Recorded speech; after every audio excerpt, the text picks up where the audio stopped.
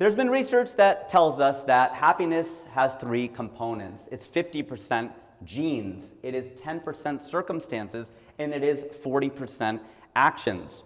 Now, if you are dealt a bad hand, a friend of mine is an ophthalmologist. I'm Indian, obviously. I have an ophthalmologist friend. And he told me, he's like, some people are just dealt a bad hand when it comes to health. They come in, they just have bad eyes. It's not their fault. That's just the way that it is. But if you're on the cusp, then 40 percentage points is a lot. If some tips and tricks in your circumstances can take you from 35% to 75%, that is a very big deal. Because sometimes you don't need to do something different. You can continue to do what you're doing and do it differently. There's a big difference. Do something different or do what you're doing differently. You might not need to quit P&G in Cincinnati and move to Los Angeles and be a stand-up comic. That might not be the only way to find happiness. You might not need an overhaul. You just need a couple of tweaks. Because it's our impulse a lot of the time when something isn't working to swing the pendulum completely the other way and say, screw this, it's not working, I'm taking another path.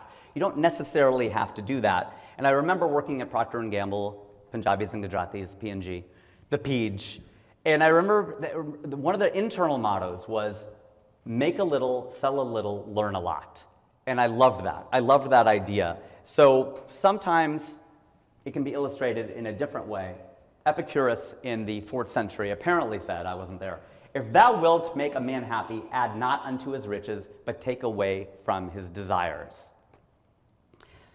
It was also sung in the 1940s by two men who sang a song called You Have to Accentuate the Positive, Eliminate the Negative. And the rest of that is you've got to spread joy up to the maximum, bring gloom down to the minimum. They're giving us a formula. They may not have realized it. And it was also illustrated by 4 guys in the 1990s called Boyz II Men, one of my favorite first groups. I am a 90s kid all the way, so I love this song. And I'm not going to try to sing this because it's way below my octaves, but they sang, the good times that made us laugh outweigh the bad.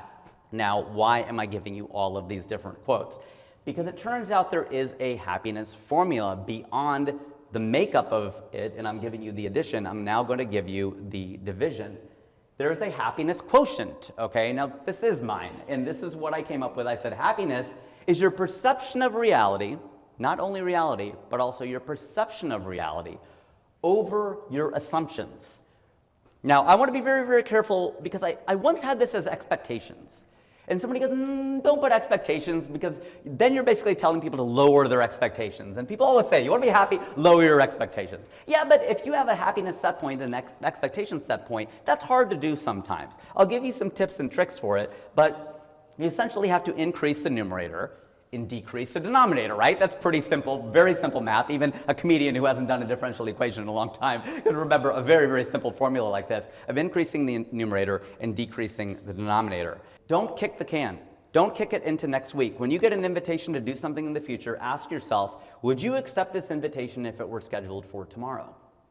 Very few meetings will pass that immediacy filter and you'll go, oh, I don't want to meet with this guy. But you somehow think in 2 weeks you will free up your calendar. We all think this, that the grass is greener over there. That's where the water is calmer. It's like, no, it's because you're not making it messy through the water. It's calm because you're not swimming in it. Once you get 2 weeks from now, a fortnight from now, it will be just as messy. You probably will be having the exact same 2 weeks in 2 weeks as you are right now. So I think trying to think, can I do it or can I not tomorrow? That's like, oh, I don't want to meet with him tomorrow. So that tells you something.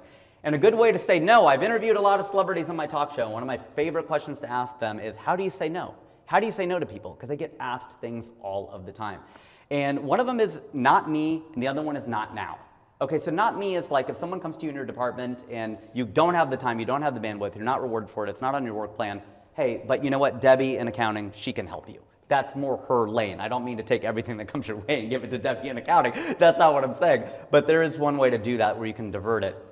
And the other one that I think is actually more applicable is I can give you 10 minutes tomorrow, or I can give you an hour in 2 or 3 weeks. They will almost always take the 10 minutes tomorrow.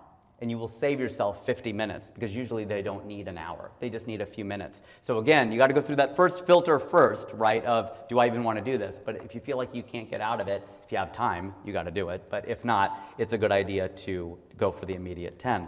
This is Seth Godin. He's one of the big people in marketing. He said, It's dangerous to define yourself by only your successes. I'm a freelancer now, and some months are way better than others. And we only do the math. We do the math only in good months. You make $20,000 this month, you go, oh my God, 20,000 times 12, I'm gonna make almost $250,000 this year. Nobody does that in the months where you make $0. No one goes, I'm making 0 times 12. I'm gonna make $0 this year. You don't do it. You do the math only in the good months, and that's dangerous because that's not reality. There's a separation between self-perception and reality. That's a really, really important key distinction to make. And so Seth Godin, I asked him, I go, you're a millionaire, okay, but you've had some booms and busts. How do you do it? How do you deal with the booms and busts? Because engineering and science, you're plodding along. Every now and then there's a spike or a trough, but for the most part, my gosh, like it's quite linear a lot of the time. And he said, because I define myself as an entrepreneur. And an entrepreneur is a person who has a series of successes and failures.